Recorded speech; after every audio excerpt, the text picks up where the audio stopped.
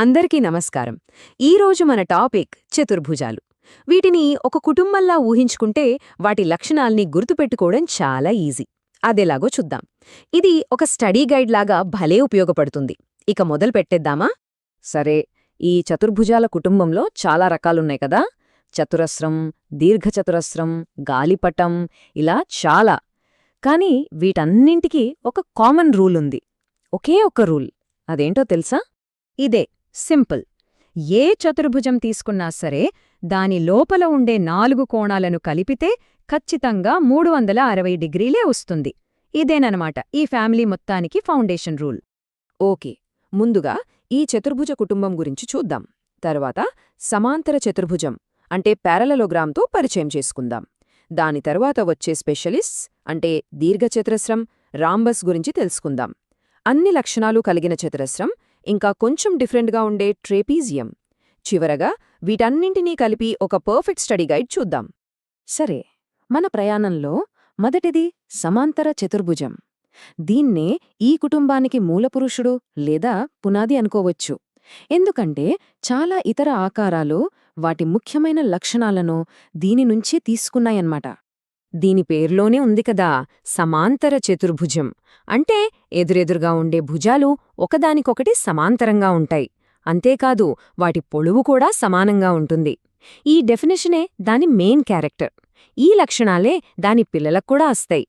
So 3 ముఖ్యమైన points గుర్తుంచుకోవాలి. 1. ఎదుటి భుజాలు సమానం మరియు సమాంతరం. 2. ఎదుటి కోణాలు కూడా సమానం. 3. పక్కపక్కనే ఉండే 2 కోణాలను కలిపితే 180 డిగ్రీలు వస్తుంది. ఈ 3 రూల్స్ ఉన్నాయంటే చాలు, అది పక్కాగా ఒక సమాంతర చతుర్భుజం. మరి దీని ఏరియా ఎలా కనుక్కోవాలి? చాలా సింపుల్. దాని బేస్ అంటే భూమి పొడవుని దాని ఎత్తు అంటే హైట్తో గుణిస్తే చాలు, ఏరియా వచ్చేస్తుంది. సరే, ఇప్పుడు ఈ కుటుంబంలో నెక్స్ట్ జనరేషన్ గురించి చూద్దాం. సమాంతర చతుర్భుజానికి 2 స్పెషలిస్ట్ పిల్లలు. ఒకరు దీర్ఘచతురస్రం, ఇంకొకరు రాంబస్. మొదట దీర్ఘచతురస్రం.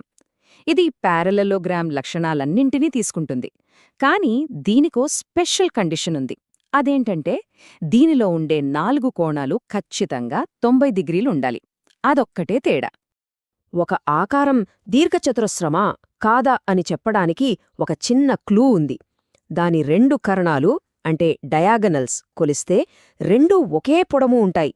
ఇదే దీని స్పెషాలిటీ. మామూలు పారలలోగ్రామ్లో అలా ఉండదు. ఇక రెండో స్పెషలిస్ట్ రాంబస్. ఇది కూడా పారలలోగ్రామ్ లక్షణాలనే తీసుకుంటుంది. కాని దీని స్పెషాలిటీ కోణాల్లో కాదు, భుజాల్లో ఉంది. రాంబస్లో 4 భుజాలు సమానంగా ఉంటాయి. మరి రాంబస్ను ఎలా గుర్తుపట్టాలి? దీనిక్కూడా ఒక సూపర్ క్లూ ఉంది. దాని డయాగ్నల్స్ ఒకదానికొకటి క్రాస్ చేసుకునే చోట పర్ఫెక్ట్గా 90 డిగ్రీల కోణం ఏర్పడుతుంది. అంటే అవి లంబంగా ఖండించుకుంటాయి. ఇదే రాంబస్ సిగ్నేచర్ ఫీచర్. ఇప్పుడు అసలు మజా. ఒకవేళ ఒక షేప్ దీర్ఘచతురస్రం స్పెషాలిటీని అంటే 90 డిగ్రీ యాంగిల్స్, రాంబస్ స్పెషాలిటీని అంటే అన్ని భుజాలు సమానం, రెండింటినీ తీసుకుంటే అప్పుడు మనకు వచ్చేదే చతురస్రం అంటే స్క్వేర్. సో అర్థమైంది కదా, చతురస్రం అనేది ఏదో కొత్త రకం కాదు.